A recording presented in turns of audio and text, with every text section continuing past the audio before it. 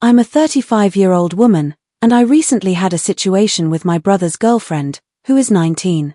My brother and I are 15 years apart, and he can be a bit of a brat.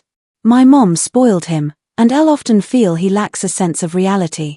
Recently, he started dating a girl named Giselle, who I really dislike.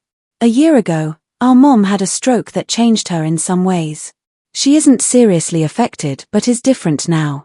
Most of her time is spent watching old movies and using her tablet. She moved in with my husband and me. I struggled with infertility and desperately want a baby. 2 years ago, we adopted my daughter Mackenzie, who is the light of our lives. However, I still hope to experience pregnancy and having a baby. Right before my mom's stroke, I was 7 months pregnant but had a stillbirth. I told everyone I was okay, but I felt broken and angry. I didn't have a chance to mourn because my mom needed support after her stroke. 6 months ago, Giselle announced she was pregnant. I felt jealous of her, which I knew was childish but couldn't help. I avoided her because of it. My brother and Giselle recently lost their apartment due to non-payment and asked to move in with us. I agreed because my husband and I have a large home with extra space. We gave them our biggest guest room, which has a private bathroom and a small sunroom for the baby. I hadn't shown Giselle the nursery I prepared for my lost daughter until one day while I was making lunch, she and Mackenzie were playing. While looking for Mackenzie, Giselle unexpectedly found the nursery. She came downstairs excited, thinking it was for her. I was confused and said, "Giselle, I'm sorry, but I didn't make you a baby nursery." I explained that it was not meant for her, but we could fix up the sunroom for her baby instead. She seemed upset but accepted it. 3 weeks ago, during dinner, my brother brought up the nursery. He suggested I give it to them since it had everything they needed and was close to their rooms. I was shocked and said, "Excuse me?" Giselle added that our mom agreed with them. I firmly said no, and my frustration boiled over. I shouted, "You have no idea what that room was for. Get out. Shut the hell up and get out of my house. Now." I kicked both my brother and Giselle out. They had nowhere to go and ended up sleeping in their car that night. The next day, I received a call from Giselle's mother, who lives in New Jersey. She yelled at me for kicking her daughter out. After arguing, I told her she should pay for their plane ticket to come stay with her, and I hung up. Now, my brother and Giselle are in a motel. My husband does not support their actions and spoke to them about it. However, he believes we should forgive them and let them back in. I disagree because my brother knew about my stillbirth, and Giselle had already been told no about the nursery. I can't get past that they went to our mom to try to get her on their side. So, am I wrong for kicking them out? I need advice on what to do. Should I forgive them and let them move back in? So, am I wrong for kicking them out? I need advice on what to do. Should I forgive them and let them move back in? Edit. I think I should have said a few things. 1. My brother has a job and is not out on the streets. It's that his rent went up and on his income alone he couldn't afford it. She lost job, unsure why, so she couldn't help with living expenses.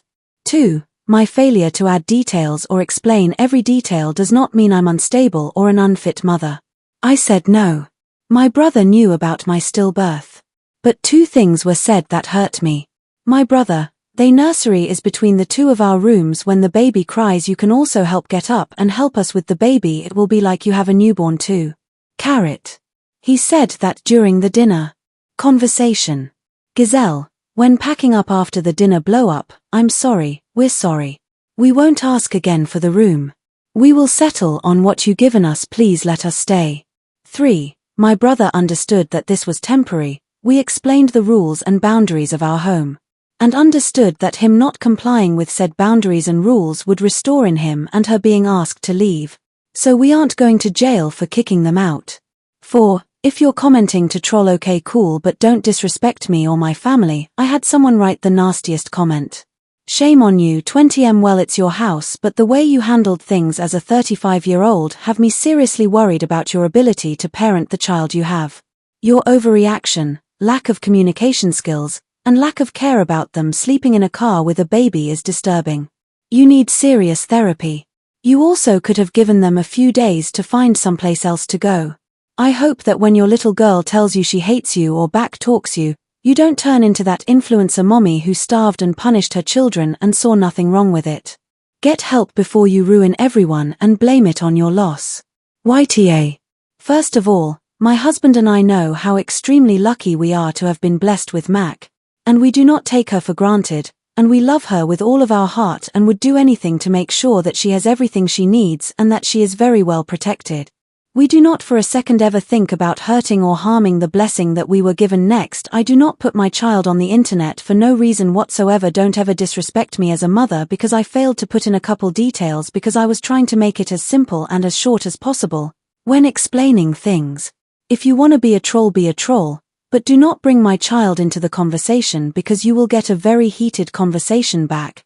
My brother had money in his account and had the abilities to grab a hotel the moment he walked out of our front door after being kicked out. He's the one who chose to sleep in their vehicle for whatever reason.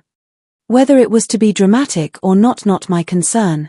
Next, all he had was $50 rent and I told him for the next 3 to 6 months he needed to save his money for moving expenses, and for the baby I never once asked him to help with food, utilities, or cost of living. The only reason why I wanted him to pay $50 was so that way he would respect my home and respect my boundaries and my wishes, and he failed to do so. I had no intentions of using that money for anything. I shouldn't have to put this on the internet for internet trolls to stop attacking me. I was putting that money aside for their baby. I raised my voice because I was upset at the fact that they went behind my back to talk to my mother, who never agreed with them at all. She said it is their home and what they decide is their wishes, but the fact that she had the balls to go behind my back and to speak to my mother, there are a lot of things that this 19-year-old female did. There's plenty of instances where she was very inappropriate about a couple of things. Again, for time saving I told what I told about the situation and left out unnecessary details. Sorry I didn't paint that great of a picture for you guys. Second, my lack of communication. I communicated very well. I said no to them using my nursery, no to them thinking that they were entitled to anything in the nursery, no to her thinking that she was entitled to speak on how I wanted things in my household. Sorry I didn't add a few details, but the fact of the matter is, I said no. And these are 2 grown adults. These are not teenagers. They are 19 years old.